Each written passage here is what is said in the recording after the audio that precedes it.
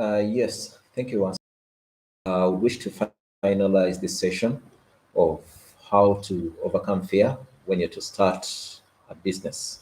I've been basically considering the key things that you need to plan for when you're going to make a real start. I say first, you need to plan for the resources, which are economic, physical, and financial. Uh, you need to plan for the roadmap on how you're going to go through this implementation. You need to plan for the controls and the duty allocation. Next of the three key things you need to plan for as you're thinking of starting a business is that you need to plan for the monitoring and evaluation. You need to plan on how you are going to do a daily monitoring, weekly monitoring, even hourly monitoring, monthly monitoring of your business progress according to the objectives that you set. These are very, very key things which you need to think of.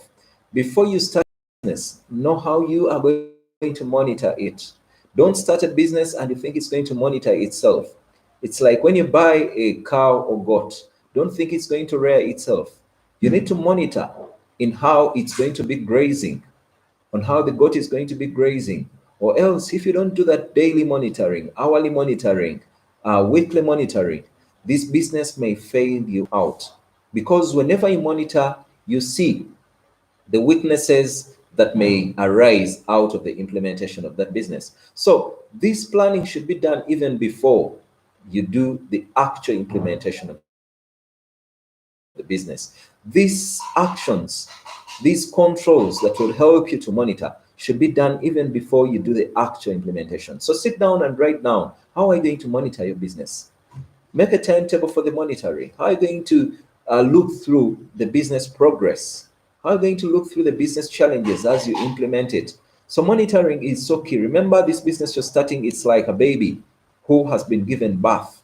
If you don't monitor progress of this baby, being that this baby has come from the womb, there's some external environments that may fail out the progress of this baby. So you need to make an hourly monitoring. You need to make a daily monitoring, weekly monitoring, monthly monitoring of your business. It will give you milestones on how to strengthen your business. Another thing you need to plan for before you even start the business, it's the legal aspect, the legality or the regulation procedures that help you run this business. These legal procedures may be as a result of regular legal rather formalizing your business. You may have started a small business, but when you have not registered it as a business, remember something, a small business may be allowed, like in Uganda, businesses are allowed to operate even in their informal status. But I'm taking the legalization to the extent of formalization. Look at this scenario now. If you started a small business before the COVID-19 lockdown, and the lockdown has come on, the general economic environment is going to go down, then if at all the government is willing to support formalized businesses, one of the key things they're going to ask you, did you register your business? If at all they want to support you, maybe with loan advances and everything. These are some of the key things that may fail you even to benefit from some of the advantages that may befall from the governments or from the leadership. So legalization, formalization, it may not be in terms of formal registration. It may be in terms of the legal regulations that fall within the community where you're starting the business.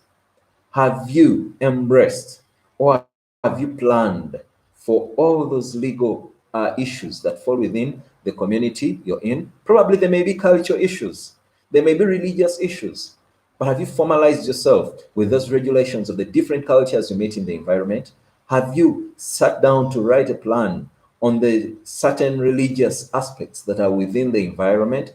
Probably it's an area which is made up of Muslims, and there's some issues that are within the Muslim faith that may not support your business. But have you written down, have you planned on how to move along your business in that area, following even the Islam faith regulations?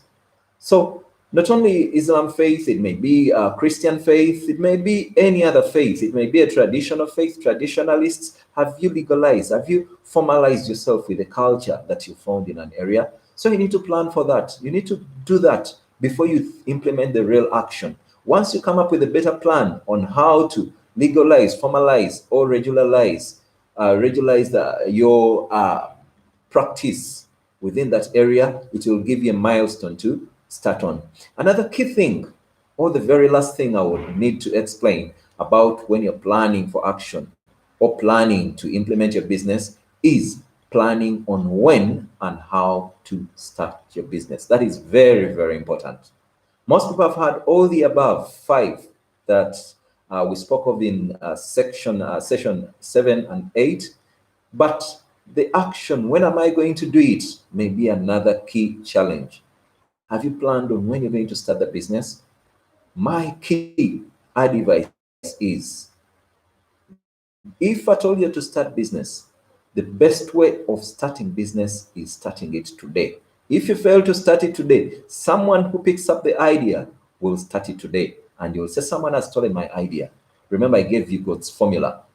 The past is for God. The present is yours. The future is for God. So if you don't utilize the present or the present to start the business, tomorrow someone else, it will be present to him, and he will start the business or she will start the business. So just take one simple step and see how starting today could be important to you. Get a small piece of paper and write 2 words or 3 words or 4 words. I will start tomorrow. Just write those simple words. I will start tomorrow. Just 4 words. And fold that paper and keep it and wait for the next day. Open it. What will it read? It will still read, I will start tomorrow. That's some simple way to make you understand that tomorrow will never come. You starting today is your time to start a business. If you don't start, someone else will start, and someone else will benefit from that information, from that vision God has given you. Because God always wants people who are movers, not people who are stationed. May God bless you as you implement the starting of your business. Don't wait for tomorrow. Start today. May God bless you.